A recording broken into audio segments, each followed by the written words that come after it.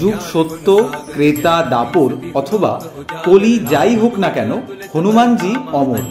সব যুগেই তিনি সমানভাবে বিরাজমান। মন দিয়ে ডাকলে যার দেখা মেলে খুব সহজেই। আর সেই আশাতেই এই হনুমান জয়ন্তীর ঠিক আগের লগ্নেই আমরা পৌঁছে গিয়েছি উত্তর 24 পরগনার কাকিনাড়ায় অবস্থিত এমনই একটি মন্দিরে, যেখানে শয়নরত অবস্থায় রয়েছেন স্বয়ং হনুমানজি।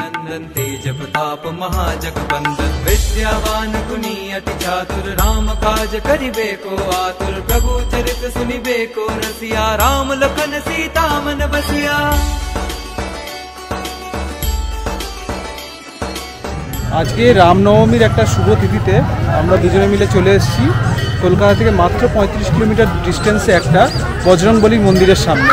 আর আপনি যদি এখানে ট্রেনে আসতে চান তাহলে নিয়ারেস্ট স্টেশন হলো কাকিনাড়া।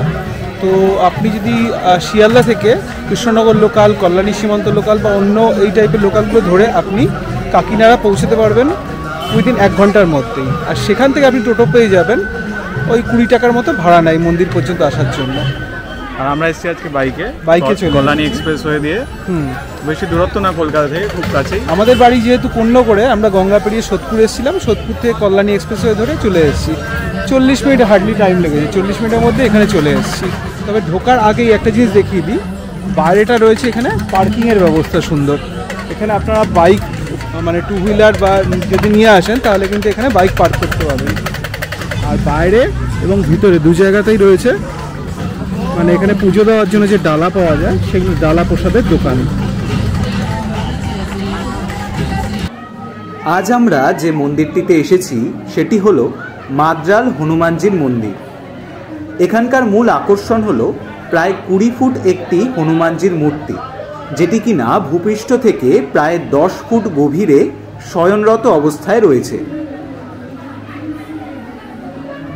এই মাদ্রাল হনুমান মন্দিরের মধ্যেই আমরা এখন দাঁড়িয়ে রয়েছি, আমি আর সৌভিকদা দুজনে। তো এইখানে কথিত আছে, এইখানে এই যে হনুমানজি, তিনি রাম রাবণের যুদ্ধের সময় যখন ক্লান্ত হয়ে পড়েছিলেন, ঠিক সেই সময় কোনো এক সময় তিনি এখানে আসেন এবং ক্লান্ত হয়ে তিনি পাতাল গহ্বরে বিশ্রাম নেন তার গলাটি রেখে। তো সেইখানেই তার মূর্তি, স্বয়ংরত মূর্তি সেখানে প্রতিষ্ঠিত করা হয়। সেই মন্দিরের সামনেই, সেই মূর্তির সামনেই আমরা এখন দাঁড়িয়ে আছি, সেটাই আপনাদের দেখাচ্ছি। এখানে পুজো দিতে গেলে এই নিচ দিয়ে হচ্ছে রাস্তা, সেই রাস্তা দিয়ে নিচে নেমে তারপরে হনুমানজির কাছে আপনি পৌঁছতে পারবেন এবং পুজো দিতে পারবেন। আর ওপর থেকে তার শয়নরত যে মূর্তি রয়েছে সেটা আপনি দেখতে পাবেন। আজকে যেহেতু রামনবমী তিথি তাই প্রচুর লোকজনের সমাগম হয়েছে এখানে, পুজো দিতে এসেছে সকলে।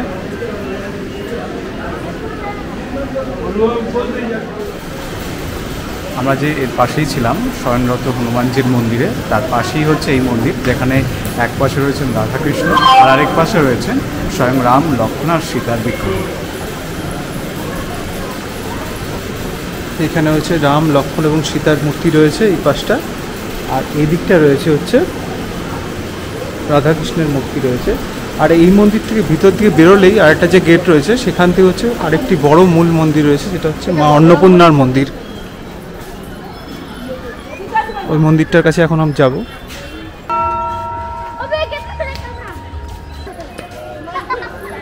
এই যে এটাই হচ্ছে অন্নপূর্ণা মায়ের মন্দির।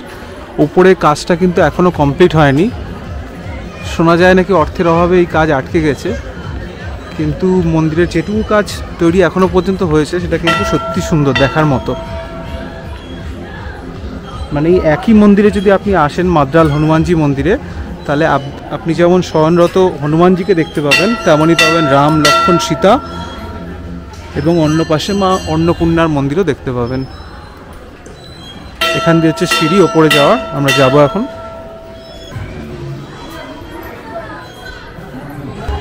এখানে শিব এবং পার্বতীর মূর্তি রয়েছে, আর মন্দিরের দেয়ালে কিন্তু ছড়িয়ে রয়েছে বিভিন্ন পৌরাণিক গল্পের বিভিন্ন অংশগুলোকে এখানে তুলে ধরা হয়েছে।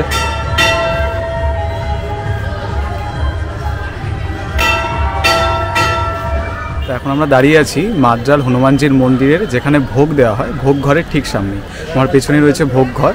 তো এখানে দুপুরবেলা 1টা থেকে ভোগ দেওয়া চালু হয়, আর ভোগের কুপন হচ্ছে 51 টাকা করে। আপনারা চাইলে মালসাও নিতে পারেন, অথবা এখানে বসেও খাওয়ানোর ব্যবস্থা আছে, এখানে এসেও ভোগ খেতে পারেন।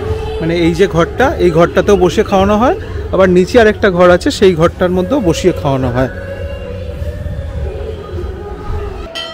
এই মন্দিরে যেরকম শয়নরত অবস্থায় রয়েছেন হনুমানজি, তেমনি মহাদেবও অবস্থান করছেন পাতালে। মহাদেবের এই মন্দিরটি বাইরে থেকে দেখতে খুব সুন্দর হলেও সংস্কারের অভাবে অনেকটাই জীর্ণ হয়ে রয়েছে। বর্তমানে তাও সোশ্যাল মিডিয়ার যুগে কিছুটা প্রচারের আলোয় আসার পর আবার নতুন করে সংরক্ষণের কাজ শুরু হচ্ছে। এখানে যদি আপনি ফ্যামিলি নিয়ে আসেন, এই মন্দিরের সাথে কিন্তু রয়েছে অ্যাটাচ একটা সুন্দর একটা প্রাঙ্গণ, যেখানে আপনার ছোট বাচ্চা থাকলে তারা কিন্তু খুব এনজয় করতে পারবে বিকেলবেলাটা। এখানে এদিকটা ঘুরিয়ে দেখালে দেখতে পাবেন আপনি স্লিপ রয়েছে, ঢেকি রয়েছে, আরও অন্যান্য অনেক ছোট ছোট জিনিসপত্র রয়েছে খেলাধুলার জন্য। মানে গাছগাছড়ার মধ্যে বেশ সুন্দর জায়গাটা। আর বসার জন্য এখানে এরকম গাছের তলায় তলায় বসার জায়গা করে রাখা আছে। আমাদের আজকের এই ভ্রমণ পর্ব যদি আপনার ভালো লেগে থাকে তাহলে সকলের সাথে শেয়ার করুন এবং কমেন্টে অবশ্যই জয় বজরংবলী কিংবা জয় শ্রীরাম লিখতে ভুলবেন না।